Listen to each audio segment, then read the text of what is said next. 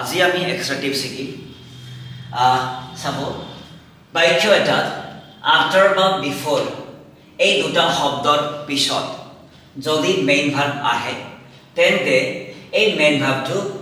ING লগাই লিখিব লাগিব এটো কওঁতে বা লিখোতে খুব দৰকাৰ হয় ঠিক আছে নেক্সট হল এক্সাম্পল দিয়া হৈছে বলকচোন আমি শিকো after having lunch I went to the market মানে দুপৰীয়া ভোজন কৰাৰ পিছত মই বজাৰলৈ গৈছিলো ঠিক আছে next hall before going to the market she will take money বজাৰলৈ যোৱাৰ আগতে তাই পইচাটো লব দেখা পাইছেনে বিফোৰ পিছত go আছে প্লাস ing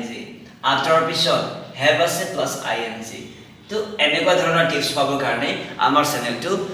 সাবস্ক্ৰাইব কৰিব